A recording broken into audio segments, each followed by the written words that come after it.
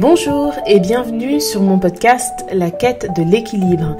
Je m'appelle Nathalie Ross, je suis auteure et astrologue et passionnée par les animaux. Vous trouverez ici plein d'informations sur les cycles lunaires, notamment des podcasts sur les nouvelles lunes et pleines lunes, mais pas que. On parle aussi de divers sujets, notamment reliés au développement personnel, à l'actualité aussi parfois, au transit planétaire et aussi à l'apprentissage de l'astrologie, mais également des podcasts aussi qui arriveront sur nos amis les animaux et la symbolique qu'on leur accorde dans la spiritualité. En tout cas, je vous souhaite la bienvenue. Si ce podcast vous plaît, n'hésitez pas à le noter sur Apple Podcast. Vous pouvez aussi l'écouter sur YouTube et commenter directement. Je veille à répondre à un maximum de commentaires. En tout cas, j'espère que vous êtes bien installés et je vous souhaite maintenant une très bonne écoute.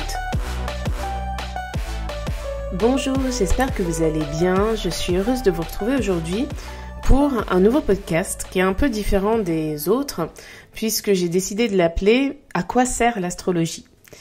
Alors, on va pas parler ici des transits planétaires à venir. D'ailleurs, j'espère que vous avez passé une bonne pleine lune en Capricorne. C'était assez intense parce que la lune, elle était en harmonie avec Uranus en Taureau et ça sous-entend des changements. Même si le Capricorne et le Taureau sont en harmonie, gardez à l'esprit que partout où se trouve Uranus, ce n'est jamais tranquille.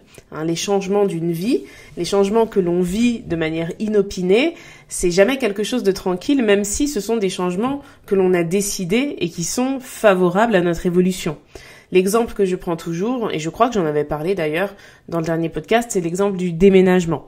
Il est souvent choisi, pas toujours, c'est vrai, mais même lorsqu'il l'est, c'est jamais facile parce que c'est un déracinement. Donc tous les changements symbolisés par Uranus ont tendance quand même à épuiser. Donc j'ai reçu quelques messages quand même sur Instagram de personnes qui me disaient que la période était assez intense, assez épuisante, même s'il y avait rien de compliqué en soi dans leur vie à ce moment-là.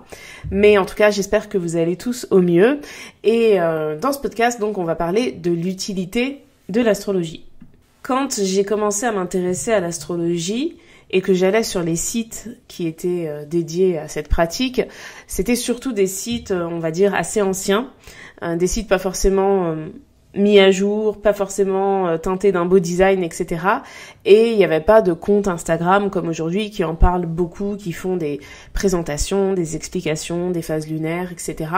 Donc les informations étaient plus difficiles à trouver, même si ça restait assez facilement trouvable, mais c'était pas autant qu'aujourd'hui. Et je trouve, et j'ai aussi des retours en ce sens, qu'aujourd'hui il y a beaucoup d'informations, puisqu'il y a beaucoup de comptes qui font de l'astrologie et qui décryptent les astres à leur manière, et c'est très bien. Mais du coup, il y a aussi des personnes qui se demandent, au final, qu'est-ce que je fais de toutes ces informations ? Ce qui se passe en ce moment avec l'astrologie, et on pourrait même élargir ça à l'ésotérisme, si on voulait, eh bien, c'est un peu ce qu'on a connu quand on est passé à Netflix, par exemple. C'est-à-dire qu'avant, quand on souhaitait regarder un film, on avait plutôt intérêt à l'avoir en vidéo. Au pire, on allait le louer, mais les personnes qui sont nées dans les années 80 et début des années 90 se reconnaîtront.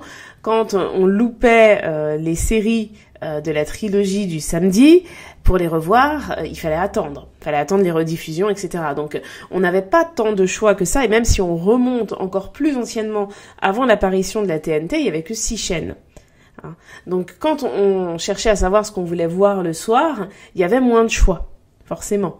Donc, à l'école, au collège, quand on se voyait le lendemain, on discutait de ce que l'on avait vu et c'était très souvent la même chose. En tout cas, très souvent ce que nos parents avaient envie qu'on voit à l'époque. Et donc, du coup, une fois que Netflix est arrivé, il y a eu un trop-plein de choix. Ensuite, il y a eu Amazon Prime, il y a eu Disney+, et là, je vois qu'il y a même Universal+, et Paramount+. Donc, on a plein de choses à voir, en fait. Et au final, j'avais vu une publication en ce sens sur Instagram une fois, alors je me rappelle plus sur quel compte, mais ça disait qu'on passait plus de temps à chercher ce qu'on veut regarder plutôt que de regarder ce qu'on voulait regarder. Et en fait, c'est peut-être un peu ce qui se passe, alors au niveau de l'ésotérisme, peut-être que j'extrapole un peu, mais maintenant il y a beaucoup plus de contenu, donc avoir plein d'informations, ça ne veut pas dire mieux les utiliser. C'est ça que je voulais dire. Hein. J'utilise toujours un peu des métaphores comme ça, mais ce que je voulais dire, c'est que maintenant, je pense, hein, en tout cas, pour les personnes qui écoutent ce podcast, si vous l'écoutez, c'est que vous vous intéressez, je pense, à l'astrologie. Et je pense que c'est pas difficile d'avoir les informations générales. C'est-à-dire que il y a eu la pleine lune en Capricorne. Sur mon compte La Lune du Jour, j'ai fait un post qui l'expliquait, mais il y en avait plein d'autres hein, pour les personnes qui suivent plusieurs comptes avec des interprétations différentes, etc. Donc maintenant, la question, c'est à quoi servent toutes ces informations ? Et je pense que ce qui est en train de se perdre, parce que le fait que ça se développe, hein, si vous voulez, c'est un peu comme tout. Je vais prendre un autre exemple. Quand le rap n'était pas populaire, par exemple, c'était vraiment, si vous voulez, des messages portés par les personnes qui vivaient dans certains quartiers. Il y avait une morale, il y avait des choses qui cherchaient à être dénoncées au travers des textes de rap. Et plus c'est devenu populaire, plus ça s'est, entre guillemets, conformé au système. Et du coup, aujourd'hui, alors je généralise, hein, bien sûr, parce que le rap underground, ça existe toujours, mais quand vous regardez le rap, c'est très bling-bling, c'est assez rare de vouloir entendre, si je puis dire, des choses négatives ou déprimantes, entre guillemets, quand on écoute une chanson. On veut de la joie, donc on veut parler de personnes qui ont réussi, etc. Dans les clips de rap, avant, à l'époque de 113 et de la Mafia Crime Free, quand ils tournaient des clips dans leur cité. Vraiment, c'était vraiment, entre guillemets, leur vraie vie. Aujourd'hui, quand même les jeunes qui font du rap, quand je dis les jeunes, c'est pas en âge, mais c'est ceux qui débutent dans le rap, parce que j'ai un ami qui faisait ça à un moment donné, même pour le premier clip, ça y est, ils veulent une voiture de location, il faut louer une maison, etc., parce qu'il faut surtout montrer un beau cadre. Alors que avant, justement, le but, c'était de montrer une certaine réalité. Donc, quand les choses évoluent, comme l'évolution du rap, qui aujourd'hui, il me semble, est la musique la plus écoutée en France, en tout cas sur les plateformes de streaming, eh bien, il y a du positif. C'est-à-dire que maintenant, il y a plein de personnes qui font du rap qui vivent très bien de leur art.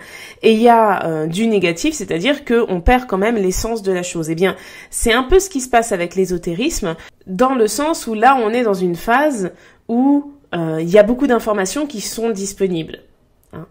Et que faisons-nous de ces informations ? C'est ça la question. Alors moi, être dans l'astrologie, c'est devenu mon métier. Donc j'écris des articles, je fais des analyses, etc.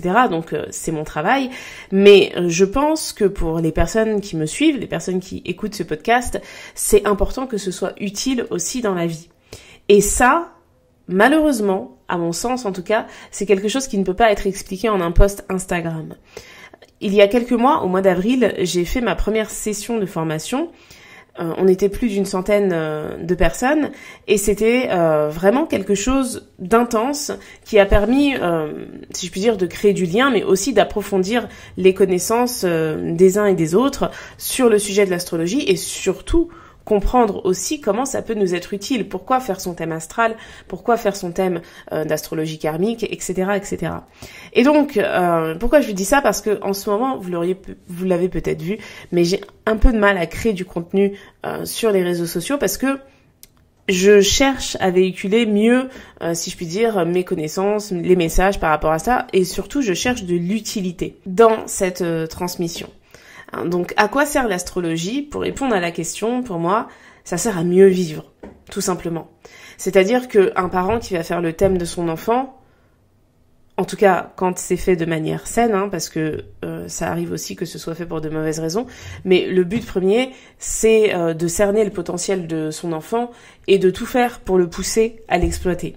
Faire son propre thème astral, c'est comprendre son potentiel, comprendre certaines réactions qu'on peut avoir par une définition astrale, hein, de notre carte d'identité astrale, et faire son analyse karmique, c'est comprendre les blocages et les réflexes qui nous proviennent de quelque chose de plus antérieur. Hein, parce qu'il faut garder à l'esprit que si notre corps a une vie, l'âme, elle en a potentiellement plusieurs. Donc l'astrologie sert vraiment à améliorer la vie.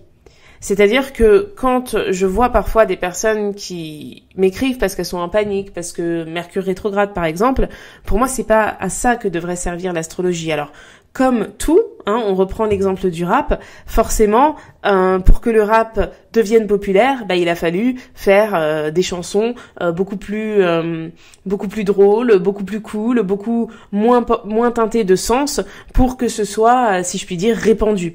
Donc Mercure rétrograde, par exemple, et même tout ce que les marques ont pu faire autour de ça, autour de l'astrologie, etc., c'est pas quelque chose que je blâme, puisque c'est quelque chose qui a permis, au final, de parler de plus en plus d'astrologie.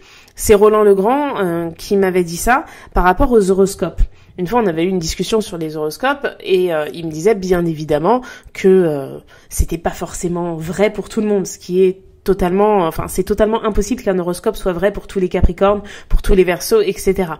Mais il avait dit quelque chose aussi, il m'avait dit que c'était bien parce que ça permettait de rendre l'astrologie accessible. C'est-à-dire que même si l'horoscope en soi, on sait qu'il faut pas tout prendre au pied de la lettre, alors je parle vraiment en connaissance de cause puisque j'écris un horoscope hebdomadaire et cet horoscope, je le base vraiment sur les transits planétaires, mais si je devais faire un horoscope personnalisé pour quelqu'un, je regarderais tout le thème et pas que la position du soleil.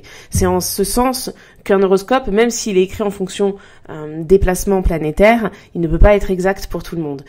Mais Roland Legrand avait raison parce que c'est vrai que l'horoscope, ça permet au final de parler d'astrologie.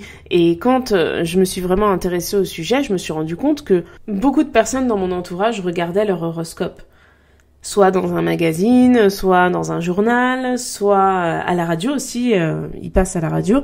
Donc tout ça, ça favorise, si vous voulez, le fait que l'astrologie soit populaire. D'ailleurs, l'horoscope, il est arrivé pendant la guerre 39-45, justement pour redonner de l'espoir aux gens, en quelque sorte. Et donc, pour revenir à la question de base du podcast, à quoi sert l'astrologie ? J'ai parlé de tout ce qui était personnel, par rapport au potentiel ou au potentiel de l'enfant, mais c'est aussi une méthode qui nous permet de savoir comment se comporter avec les autres. Alors, comment se comporter, c'est peut-être pas le bon mot, mais plutôt comment cerner les enjeux des relations qui nous entourent, en faisant par exemple des thèmes composites ou des synastries qui permettent de mieux comprendre avec qui on est, si je puis dire, astralement compatible. Ça peut aussi permettre, ça c'est quelque chose que j'utilise à titre personnel, d'anticiper certaines choses par rapport à certaines dates qui sont plus ou moins favorables pour certaines choses. Alors, je le fais pour moi, c'est quelque chose d'assez compliqué parce que ça demande du temps et ça c'est quelque chose qu'il faut garder à l'esprit. Aujourd'hui, on est à l'ère entre guillemets de la fast fashion, c'est-à-dire que on consomme des vidéos rapides, on a envie d'avoir les informations en 10 secondes. Quand on va sur une application comme TikTok, la vidéo est à peine terminée qu'il y en a une autre qui commence, etc. On voit bien qu'une vidéo de 5 minutes, aujourd'hui c'est quand même quelque chose d'assez long, etc. Et j'ai remarqué que le seul format que les gens arrivent quand même à suivre pas mal, c'est le podcast. Mais pourquoi ? Parce que quand on écoute un podcast, on peut faire autre chose en même temps. Tandis que quand on est sur TikTok en train de regarder une vidéo, on peut rien faire d'autre. Donc c'est vrai que on est dans une époque où les choses vont vite et où on veut nous aussi aller vite, mais malheureusement il y a des choses pour lesquelles on peut pas aller plus vite. C'est-à-dire que on peut pas apprendre l'astrologie par exemple en une semaine, on peut pas assimiler des informations et les retenir en regardant une vidéo d'1 minute, on peut pas prendre des décisions radicales juste parce qu'on a vu une vidéo de 30 secondes qui nous dit pour avoir une meilleure vie il faut faire ça, ça, ça et ça change tout de suite, c'est pas possible. Donc c'est le paradoxe, je trouve, de la présence de l'ésotérisme et de la spiritualité sur les réseaux sociaux. Alors c'est très bien, je trouve que ça y soit, mais ça se met en couple, si je puis dire, avec ce besoin de vitesse qui n'est pas du tout compatible dès lors qu'on fait un travail sur soi ou un travail intérieur. Donc c'est pour ça que depuis quelque temps, les titres de mes podcasts, ils ressemblent plus à des sujets de philosophie ou de psychologie, je ne sais pas, parce que je compte utiliser vraiment l'astrologie entre guillemets à l'envers, c'est-à-dire parler d'un thème, parler d'un sujet. D'ailleurs, je vous inviterai sur Instagram à mettre les sujets que vous souhaiteriez qu'on aborde. Ça peut être le couple, ça peut être l'amitié, etc. Et ensuite, faire le lien avec l'astro. Parce que maintenant, c'est très facile de trouver du contenu astro, mais c'est difficile de l'incorporer sur, entre guillemets, la réalité. Je dis entre guillemets parce que c'est pas vraiment ça, mais je pense que vous avez saisi le sens de ce que je veux dire. Tandis que là, maintenant, je vais présenter les choses en parlant d'un sujet pour faire ensuite les liens avec l'astrologie. Et pour commencer dans cette nouvelle démarche, j'ai décidé de proposer quelque chose cet été que j'ai appelé les Astro Summer Class, afin de permettre aux personnes qui souhaiteront s'inscrire de préparer leur rentrée avec l'astrologie. En fait, au départ, je voulais faire des thèmes sur l'été, mais l'été est déjà bien entamé, puisque on est déjà le 5 juillet. Et en fait, je me suis dit, en astrologie, il faut toujours tout anticiper. L'année dernière, j'ai écrit un agenda 2023, et en fait, j'avais déjà fait tous les transits planétaires 2023 alors qu'on était en 2022. Là, je suis déjà en train de préparer ceux de 2024 parce que l'astrologie, avec les logiciels qu'on a aujourd'hui, ça nous permet de faire ça. Et en fait, comme je le dis toujours aux personnes qui commandent des révolutions solaires, je conseille de commander sa révolution solaire environ 2 mois avant son anniversaire. Parce que le but, c'est pas de l'avoir au moment où les choses commencent, mais de l'avoir en amont pour pouvoir anticiper les choses. En fait, c'est ça l'utilité première de l'astrologie. C'est comme l'horoscope en réalité, on devrait avoir son horoscope du mois de juillet, début juin, pour pouvoir bien anticiper les choses et pour pouvoir aussi faire juin, si je puis dire, en fonction. Donc, quand on travaille vraiment avec ça, en tout cas, de ce que je remarque, vu que je le fais un peu pour moi, je trouve que c'est beaucoup plus pratique. En fait. Bon, après, moi, j'ai la lune noire en vierge, donc peut-être que ça joue. En tout cas, cet été, j'ai envie de vous proposer des Astro Summer Class. Alors, il y en aura 4. Ce sera uniquement des dimanches, 2 en juillet, 2 en août. Et le but de ces masterclass, c'est vous aider à préparer au mieux votre rentrée. Parce que je pense qu'il faut vraiment faire les choses un peu en amont. Et je suis en train de préparer aussi le site de l'école de l'astrologie qui arrive bientôt. Et le but, c'est de pouvoir aussi échanger avec d'autres personnes. Alors, chaque masterclass dure 2 heures. Bon, pour les personnes qui en ont déjà fait avec moi, vous me connaissez, ça peut un peu déborder. Elles seront toutes accessibles en replay pour les personnes qui se sont inscrites. Et elles sont toutes au prix de 19,90 €. Et si vous souhaitez accéder aux 4, il y a un tarif préférentiel à 60 €. Donc, je vais vous présenter les masterclass et vous donner aussi des petits tips pour chaque sujet. Donc la première, c'est booster sa confiance en soi. Donc le moi est essentiel et très important. Le moi, en astrologie, il est représenté par l'élément feu. C'est-à-dire que quand vous donnez votre signe astrologique, vous donnez en réalité le signe dans lequel se trouve le soleil. Et le soleil, c'est un astre de feu qui est associé au signe du lion. Donc tout ce qui est relié au lion, au bélier et au sagittaire, ça parle vraiment du moi. Le premier signe de feu, c'est le bélier. Donc c'est je suis, c'est le moi qui naît, en fait, qui arrive sur ce monde. C'est le fait d'exister, le fait d'avoir envie d'entreprendre des choses, d'initier des choses, de créer, le fait de suivre sa route et pourquoi pas même d'inspirer les autres. Il y a vraiment un côté très entrepreneur chez le bélier. Ensuite, on a le lion qui, lui, est un signe de feu fixe, donc là on est beaucoup plus relié au confort, si je puis dire, d'être soi, les besoins qu'on en a. C'est pour ça que le signe du lion il ressemble un peu au taureau, notamment avec l'amour des belles et bonnes choses et aussi le côté assez gourmand. Donc le moi il a besoin d'être nourri et la première chose c'est d'amour et de sécurité, vraiment. Donc c'est pour ça que le signe du lion il représente l'amour. Et quand vous parlez de votre signe solaire, ça parle aussi de l'amour que vous vous donnez, vraiment. Et ensuite, on a le Sagittaire qui parle du moi, mais dans le sens de la philosophie de vie. C'est que toutes les expériences que j'ai vécues au cours de ma vie, plus l'éducation que j'ai eue, plus l'enseignement religieux que j'ai eu si j'en ai eu, et même si j'en ai pas eu, ça compte, l'enseignement philosophique, etc. Et les activités, le travail, etc., les collègues, toutes les personnes que j'ai pu rencontrer dans ma vie ont eu une influence sur moi. Et aujourd'hui, ça m'amène à avoir cette pensée-là, sur ce sujet-là. Parce que je me suis fait ma propre opinion, parce que j'ai voyagé, parce que j'ai travaillé à tel endroit, avec telle personne, parce que j'ai rencontré des personnes dans telle ou telle situation, etc.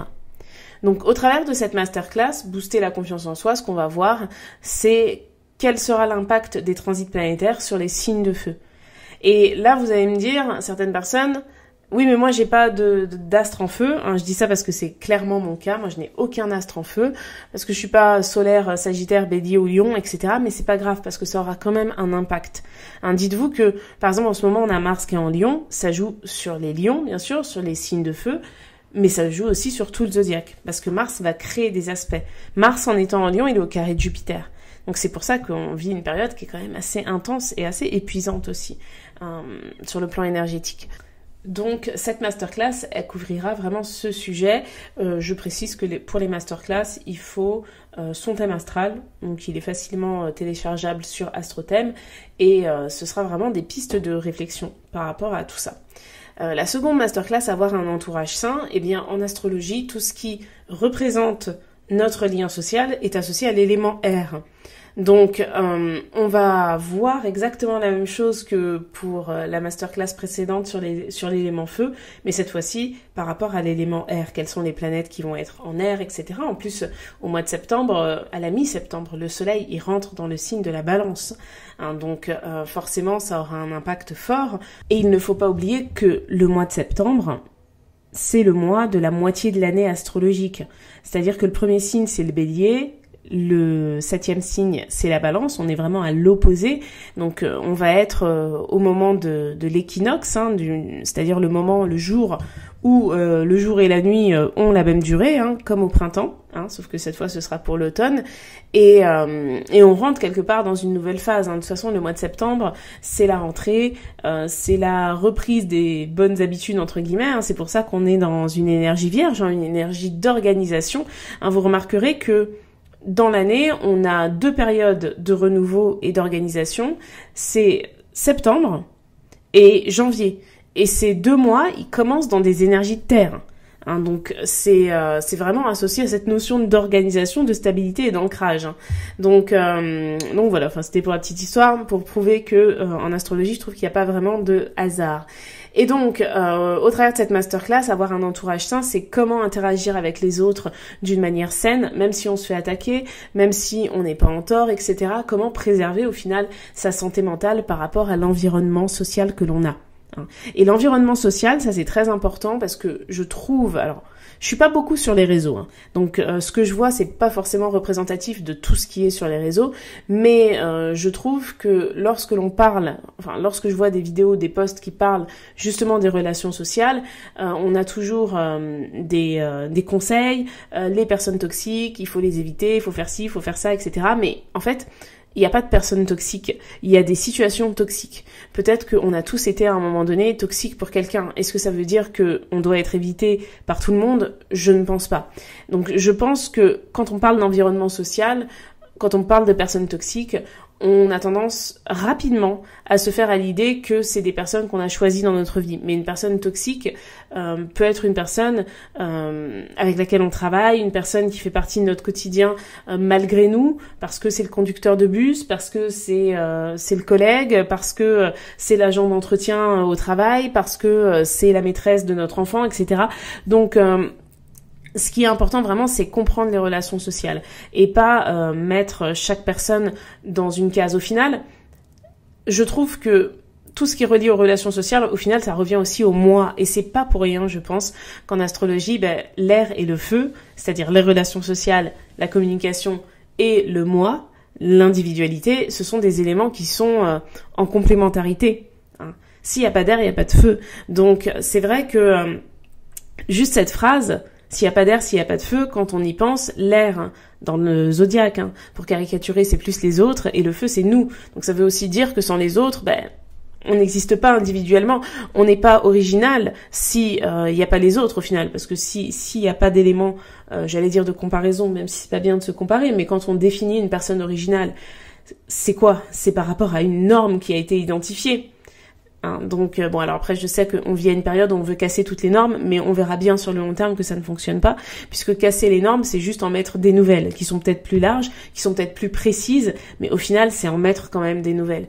Et on a besoin d'une certaine forme de normes. Toutes les sociétés de l'homme depuis le début qu'elles existent, on a besoin de ce qu'on appelle entre guillemets une norme. Bref, ça c'est un autre débat, mais en tout cas avoir un entourage sain c'est important pour bien évoluer dans sa vie. pour mener à bien ses projets, etc. Et donc, j'avais envie de vous proposer une masterclass sur ce sujet-là.